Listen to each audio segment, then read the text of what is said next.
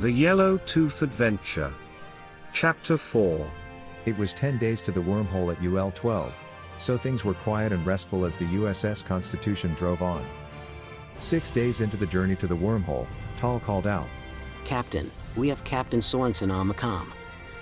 David ordered, on screen. "Larry, how's the Bradley doing?" Larry answered. "Dave, she was fitted with a new design engine. I'm dead in the water. I need a tow back to Sector 00. Admiral Sims said to call you." David replied, "Where are you?" He replied, "I'm sending our coordinates over the navigation channel." David turned to Hank. "Did you get it?" Hank nodded. "It'll take about 6 days to get there." "Well, navigation, helm, let's go, UL-16, please," Hank said. At UL-16, we'll shave a day off the trip. David turned to the view screen. "And Larry, you heard?" He replied, "Yeah, we'll be waiting.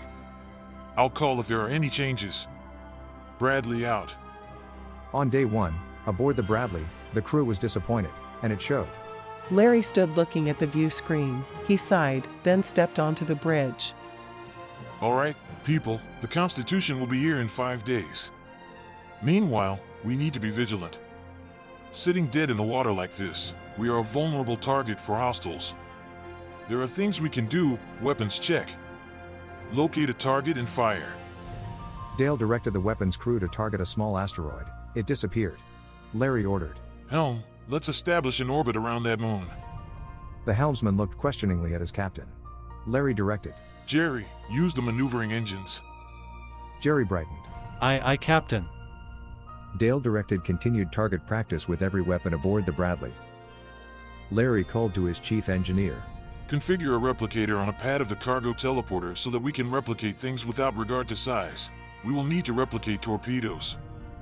I also want you to configure our torpedoes to approach its target through hyperspace, to circumvent the target's shields." He heard a hearty. Aye, sir. Jerry had established an orbit around the moon his captain had indicated, and target practice continued, familiarizing every crewman with the systems. On day 2, Larry and Dale talked and decided they wanted plasma cannons like the Constitution had. Dale contacted O'Reilly aboard the Constitution and obtained the necessary documentation to give the Bradley plasma cannons as well. Larry turned to Dale. "Number 1, we need engineers. Find me crewmen with engineering experience and give me a list." Dale replied. Aye, Captain." Dale entered the ready room. "Captain, I have the list of crewmen with engineering experience here, but we also have 2 ensigns with master's degrees in mechanical engineering." Larry looked up. "Where are they assigned?" "Ensign Jones is assigned to security, and Ensign Wheat-Ely is assigned to the purser's office." "Dale, ask them to report to me here as soon as possible." It was Larry's command. A few minutes later, Dale introduced the 2 ensigns to the captain. "Captain, this is Ensign Edward Jones, and this is Ensign Carmen Wheat-Ely. They both have a master's degree in mechanical engineering." Larry turned to the 2. "Please be seated. We need engineers. Jones, where did you get your degree?" Ensign Jones replied. Princeton, sir. "Grade average?" 3.8, sir. "Jones, why were you assigned to security?" Ed Jones regarded his captain. I don't know, sir. A Navy screw-up? Larry asked. "Would you consider a transfer to engineering?" Ed nodded. Yes, sir. I sure would. Then Larry turned to Ensign Wheatley. "Wheat-Ely, where did you get your degree?" She replied. Caltech, sir. "Grade average?" 4.0, sir. "What are you doing in the purser's office?" She replied.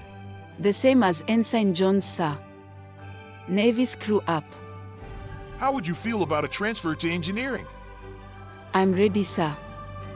Larry regarded the 2 ensigns. "Dale, make the transfer happen. You 2 report to Commander Scott in engineering as soon as possible." As the 2 left the ready room, Ensign Jones tapped Ensign Wheatley's shoulder. Ah, Carmen. She smiled at him. Yes, Ed. Would you have dinner with me this evening? A bigger smile. Yes, Ed. On day 3, Commander Robert Scott approached the first officer. Sir, I have the plans for the plasma cannon from O'Reilly, and we are ready to start stockpiling the parts. I estimate a few weeks to install them.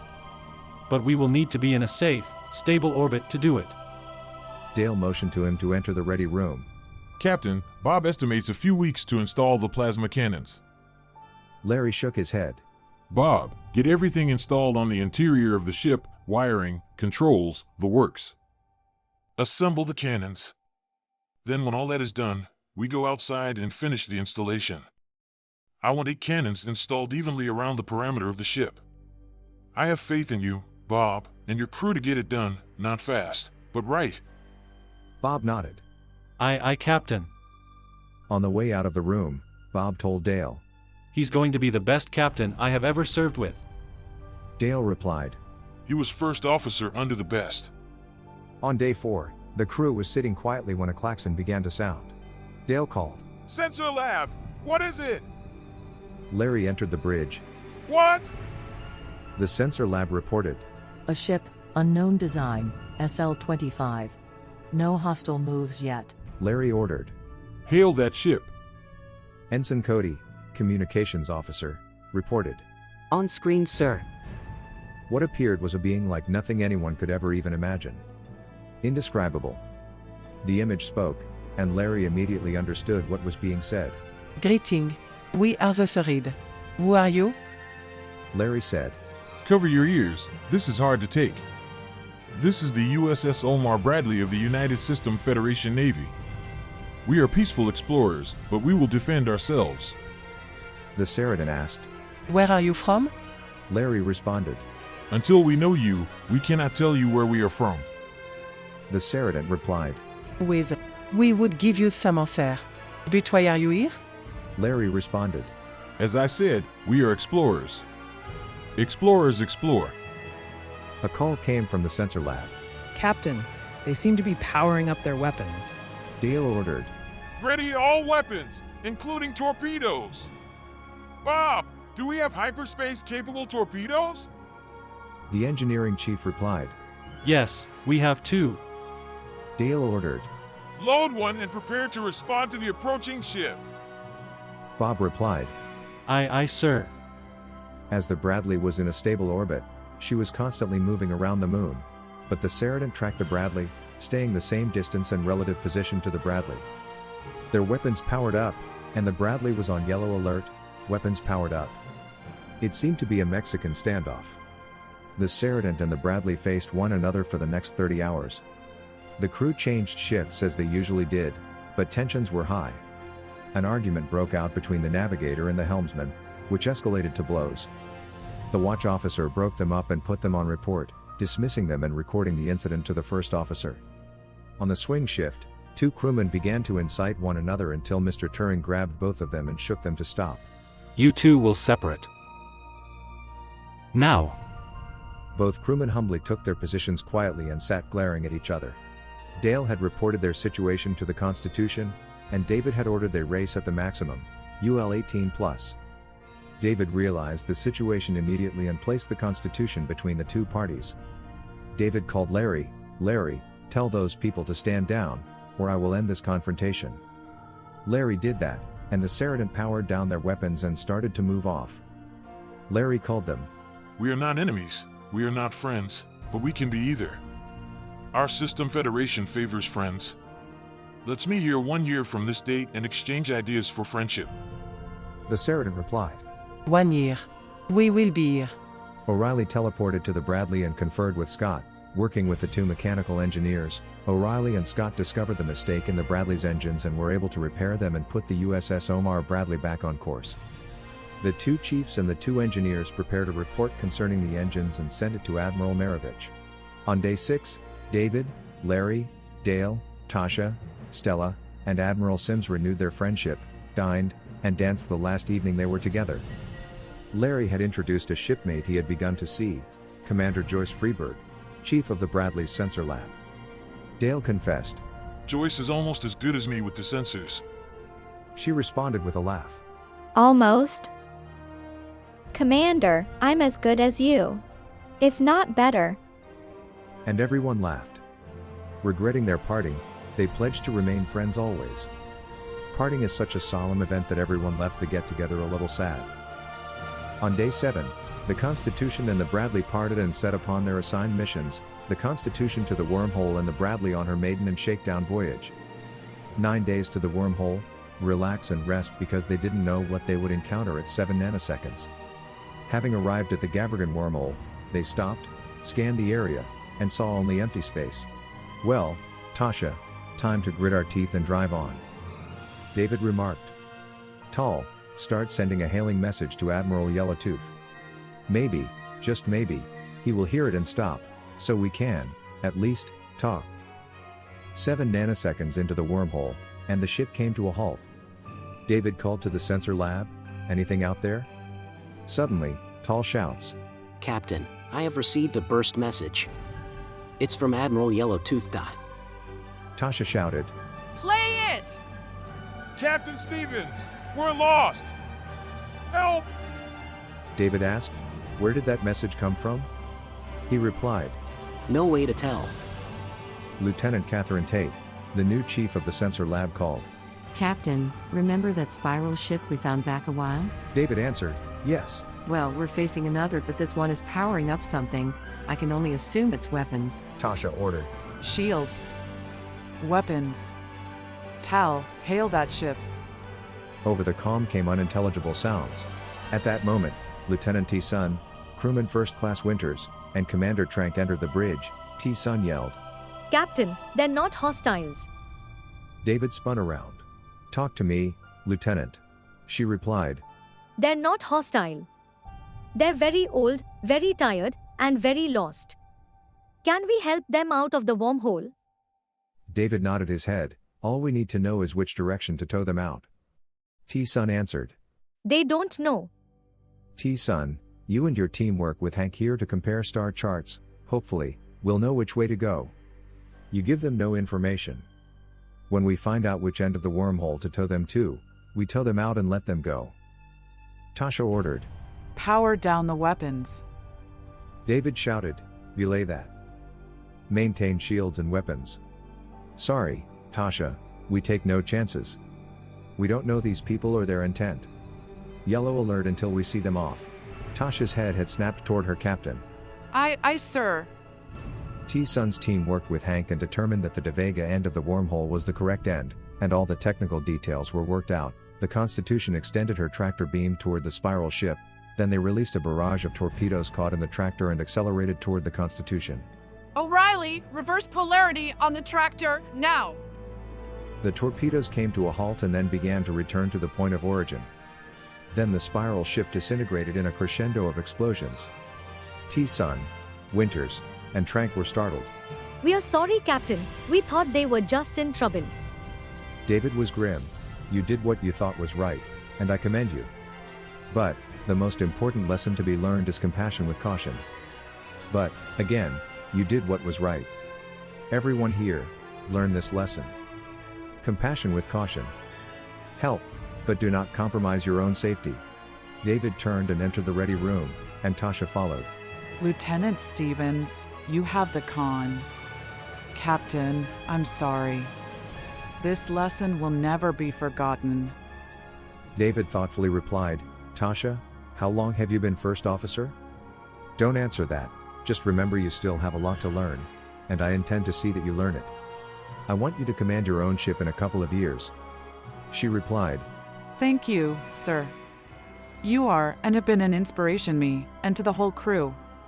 Lieutenant Stevens, 1 nanosecond further into the wormhole. Tasha ordered. Stella replied. Aye, sir. Tal called. Sir, another burst message from the Admiral. The message is on screen. Friend David, we are dead in the water.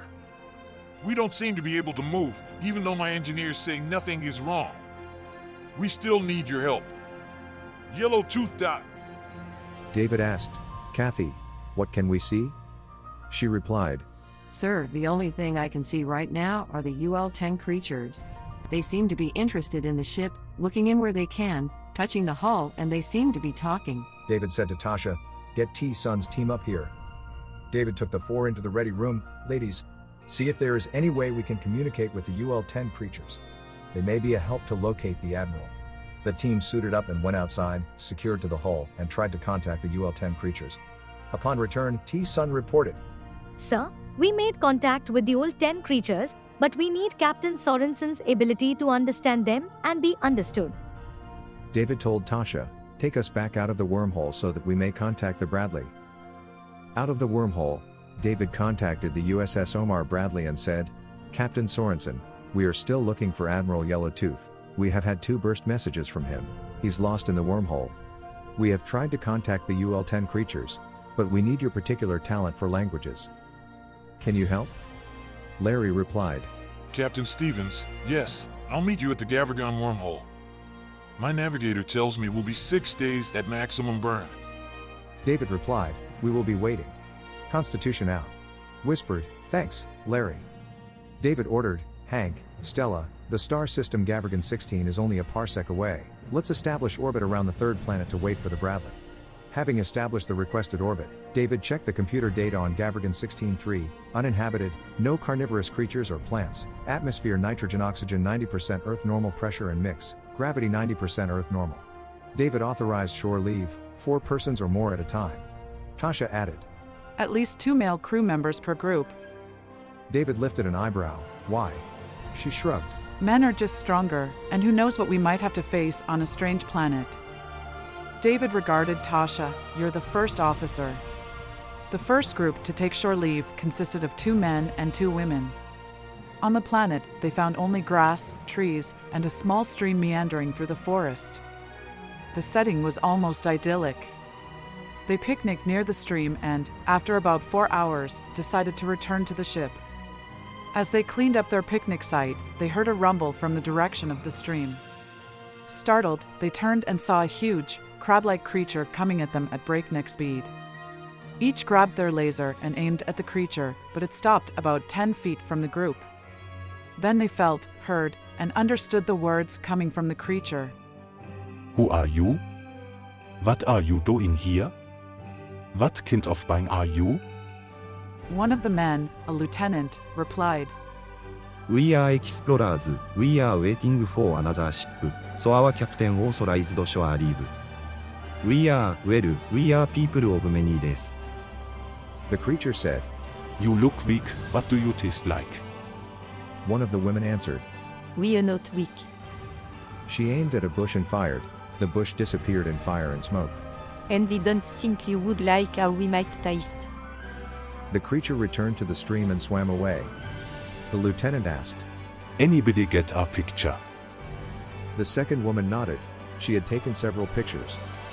Finally, the lieutenant called, Constitution, teleport us up, please. And the group left the planet. As they stepped off the platform, the lieutenant said, I'll report this to the first officer. Tasha had the lieutenant report to the captain. That information was added to the data on Gavargon 16-3. In addition, a warning was added to the shore leave authorization, always at least 1 member of any group on guard. The group stays together. Because of the warnings, there were no incidents of death or injury from any of the nearly 200 excursions to the planet. After 5 days, the captain ordered the ship to return to the wormhole to wait for the Bradley. On the 6th day, the USS Omar Bradley heaved into sight, hailing the Constitution. Constitution, the Bradley has arrived! Larry's voice cheerfully boomed from the comm. Then, We are here! We are here! We are here! Yope! Yope! Yope! The entire bridge crew of the Bradley and the Constitution broke down in laughter, some crewmen rolling on the deck. David did his very best to suppress his laughter. Captain Sorenson, what would Admiral Maravich say? He replied, Admiral Sims thought it was okay. She's holding her tummy, laughing. I guess if she's okay with it.